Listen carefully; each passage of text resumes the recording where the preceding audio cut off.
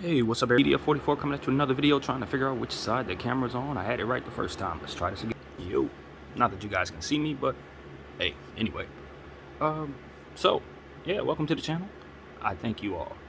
So, what we're talking about today is really anything I feel like it. I guess this will be an Apes Rant. I have no absolute idea what I want to say. I woke up this morning, Sunday morning, feeling pretty good, fighting off FUD, in Facebook, on Facebook, in Wall Street bets, and just seeing the same old same. People trying to separate people via GME. That's the latest formula that they're using. They tend to fluctuate. It's like every 2 weeks they turn the formula from one thing to the next. Maybe they'll pump silver or pump weed stocks one day, pump nickel or whatever they're pumping. The next week they'll use, political rhetoric to separate people. Maybe they'll use, bad jokes, racist jokes, as we've talked about sometimes, try to separate people. And this time it's more so trying to shine a light on one company or another. I've seen pro-AMC people who target their FUD at GME people and vice versa. So that's what I was just looking at today. And for those who are wondering, look, of course, these are two separate companies with two separate, ways of doing business, etc., different things that they're focused on, all that. So I understand for those who are not trying to be involved in the squeeze play, which, unfortunately, these two companies have been hijacked by the squeeze play. But for those who just want to invest in a company, there's things to pay attention to, and there are, there's a separate way to go, I guess you could say, if you want to, if you're serious about being long on both of these companies. And to be honest, as an AMC 8, I don't focus too much on the particulars of the company. I'm kind of involved in the squeeze play. I look at GME for myself as a squeeze play opportunity. And the only thing that keeps me differentiating between the two of them personally is the price for me.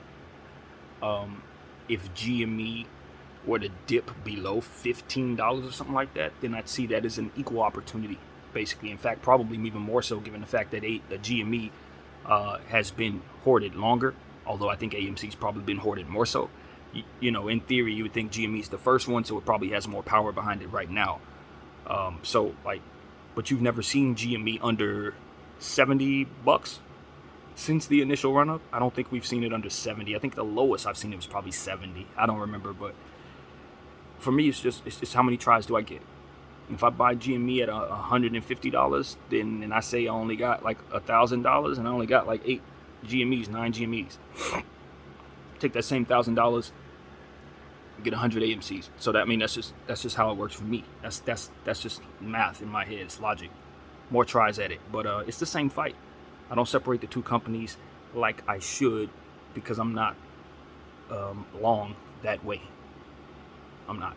Although I do have every intention of having some shares after the squeeze takes place, just for sentimental value. But it's not like I'm looking at that company and saying that's it, that's the end all be all for myself. No, I'm trying to be a part of the squeeze play, and I'm trying to be a part of the fight against bad behavior in the stock market from those who are in positions to make that stock market happen, the market makers.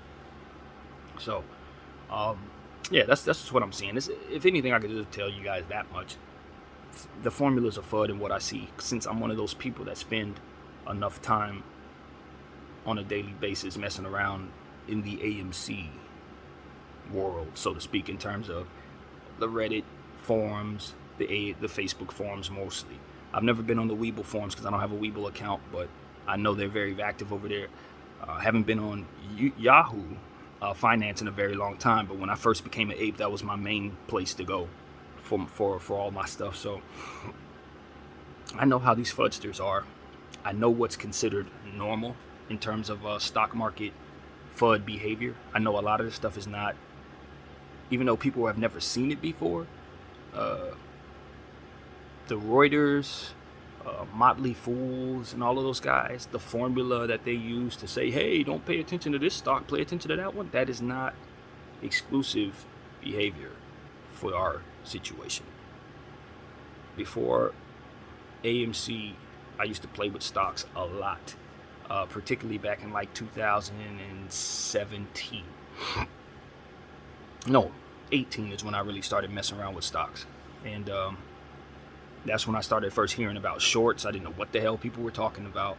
Talking about F shorty, I hate shorts. I didn't know what was going on, but I did see that in Yahoo Finance when I would surf the forums and kind of look up the stocks that I was into, which at the time were CRISPR, which is a experimental type of scientific method used to splice genes to try to like do really incredible things with those genes, stuff that can basically give you superpowers and stuff like that. So it's some wild, super futuristic stuff, but it's actually being worked on, and it is rather interesting. So that was my first real investment concern, and I was just like, putting a little money in that, and then wanted to see what was going on, seeing what the sentiment was, and I started realizing these formulas that people would use. Don't buy this, buy that. Don't pay attention to these guys, pay attention to that. And I used to I fell for it once. I was like, well, shoot, let me see what's going on over here, and threw some money in one of their little pumps. Lost my little money or whatever. It didn't do well or what have you. And I started realizing, this is a formula. I started looking at other stocks, and I'd see the same thing. Hey, don't pay attention to them. Pay attention to them. Hey, we write up these articles talking about how the stock is doing well or not. And most of the time, those articles, if you look at the comment section, you would see people saying, that's not what's going on. These people are liars, shorties, F shorty. And I'm like starting to realize that there's like this environment where people are bucking against the system. And from there, I started realizing there was some stuff to look into. Years passed, and I owned this Chinese stock called IQE. That's important because I owned that stock for a whole year, and it never exceeded $40. When I purchased it, it was like $15. Bought a bunch of them. I really liked it, and it did a little semi-squeeze one morning. I wasn't smart enough to sell because I was still early in stocks. I didn't know nothing. So it ran up to like $44, and I'm just sitting up there smiling like, whoa, I'm making all this money. I'm happy. And I didn't sell. And I held on to my position, and it ran all the way back down. Never recovered. Never, ever recovered. We talking about Chinese stocks back in 2018. So you knew that it was going to be some downhill stuff going on from there. But I held that thing for like a year. And it just never made me any money. Never made me any money. And so a year passed. I finally get to a point where I look back at my Fidelity account. I'd forgotten about it. It was kind of one of those things. I just leave it alone. After being obsessive about looking at it every single day during the time when I was at home, not working like I am now. I went back to work, and I just, stopped looking at the numbers, stopped looking at the lines and stuff. Came back to it, and it hadn't grown. 6-7 months, it had lost money. And I'm like, what is going on? Why is this company going to crap? It turns out, of course, everything that was going on in China coupled with short sellers. They had gotten a hold of IQE, my favorite stock. Shorts were snatching money out of my account directly via their nefarious ways of doing things with this particular stock. And that was the only stock I owned. I only had I don't remember how many shares, but it was not an outstanding amount. And I was YOLOing it because that was all, that was what I was doing at the time. It wasn't even in the mindset of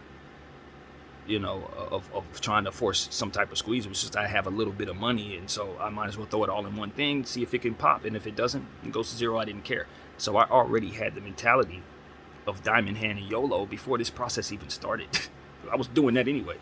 But, it came down to finding something else. After a while, going back into the Fidelity account, looking in there, realizing that it didn't make any money, I finally sold all that and bought something called Riot Blockchain, and of course something called Dogecoin. That's where I threw that money. I was like, forget IQE.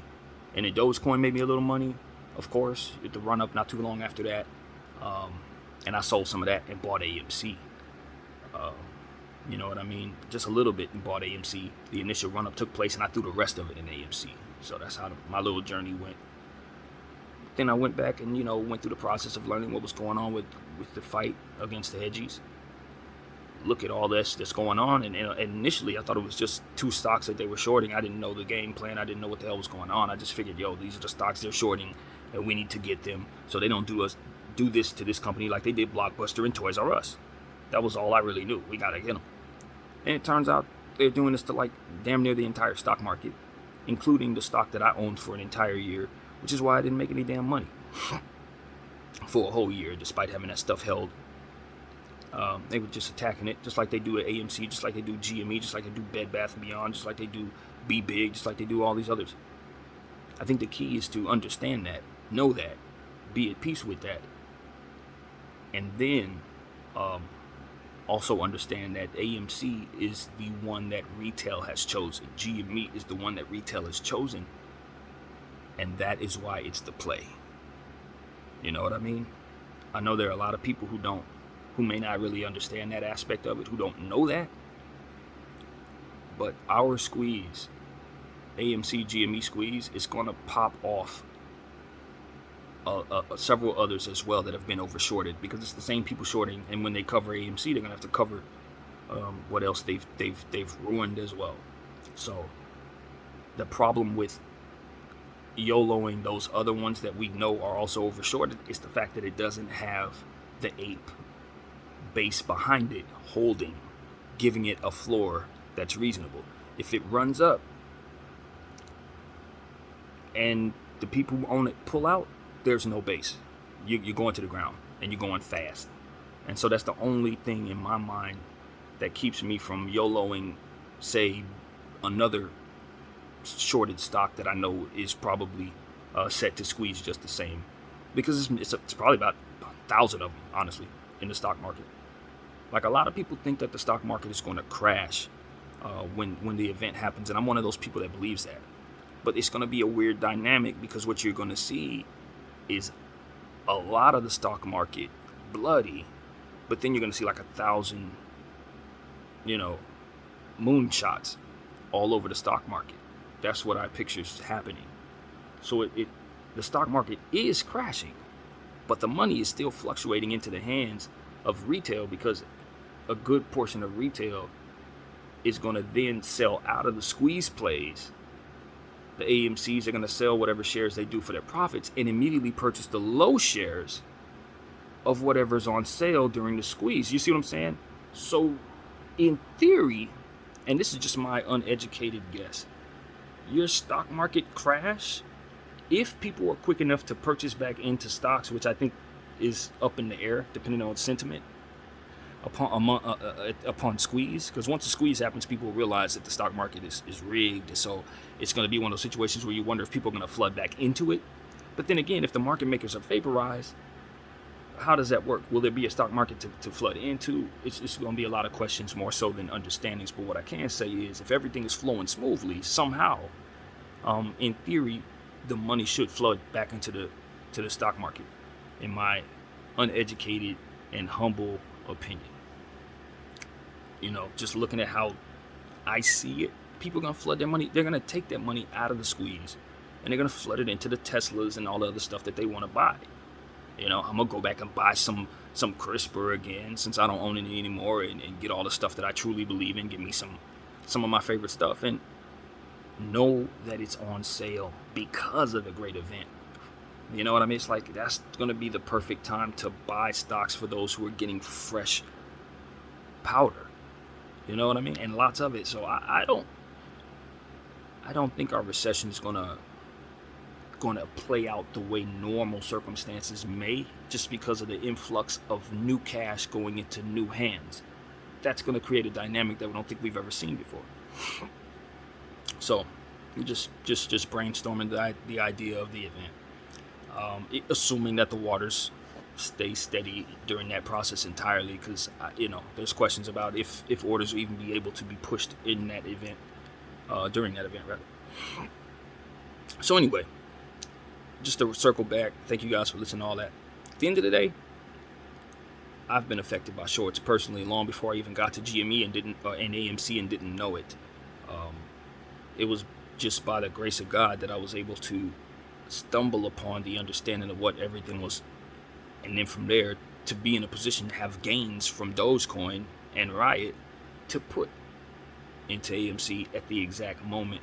So it's like all of this is aligned perfectly in terms of my life to make it so that I'm an AMC ape. And, my circumstances align as well to make it so that I can feel good about the risk, even though they're dire in my life. And I'm standing on that. I've been able to pull it off thus far, holding these shares for this long.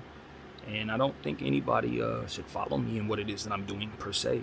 But do get educated, and if you have a passion for what it is that we're doing, from there you'll find yourself where you need to be. That's the best thing any ape can say for anybody. A lot of times people are going to tell you to get in. Get in. And then they'll keep your attention, try to hypnotize you. And then they'll tell you exactly when to get out, which is way before you should. So just keep your own mind about this play. That's what I tell you, man. There's a lot of people out there with clocks in their hands trying to do this in regards to AMC because it's that much money going on. But at the end of the day, you control the sell button. And you know what it is that's on the line. So if you're a part of this, you know what you need to do. And you're doing it.